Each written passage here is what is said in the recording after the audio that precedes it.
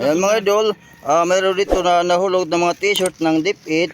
Yung nakapulot po ay si Sanili Platon, ang anak ni Kapitan Santos Platon. Kung may magkuhan, Yung mga gustong kumuha dyan ng mga may-ari ng t-shirt, punta kayo dito kay Sanili. Kay Sanili Platon.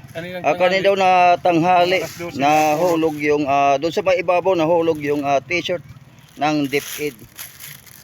Punta kayo dito sa Barangay Kapitan del Sur, kunin sa bahay ni Sanili Platon. Anak ako ni Barangay Captain. Oh, anak ni Barangay Captain Santos Platon. May daangaran niya daw. Ito yung pangalan ng may-ari, si Made Tisa de Small Pid. Ito yung may-ari.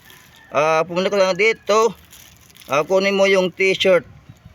Mga bago daw nito ng mga t-shirt. Kawawa naman. Kawawa naman yung may-ari. Yung nahulugan ka kung kay mag-aabunuin. Pumunta ka lang dito kay Sanili Platon. May da pa dito? Para na silain. Patlain kabubos. Yan pala. Yan.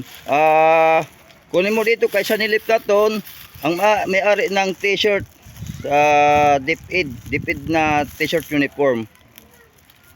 Yung may-ari dyan na nahulugan ng t-shirt. Ako yung anak ni Barangay Captain Santos Platon. Napulot ko to kanina sa ibabaw, tapat ng Ibabaw College. Galing ako ng Gamay. Ito yung lalagyan, kulay dilaw. Okay, thank you.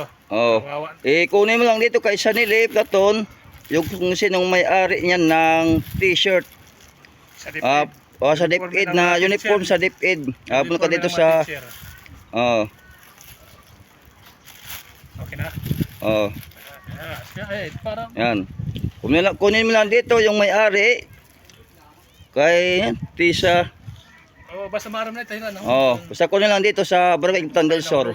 Yan yung anak ni Barangay Captain Santos Platon. Yung may-ari ng t-shirt, kunin mo lang dito. Dito sa Barangay Kapitan del Sur, Gamin Samar. Kaninang tanghali na pulot ni Sanili. Doon sa may ibabaw. Yan.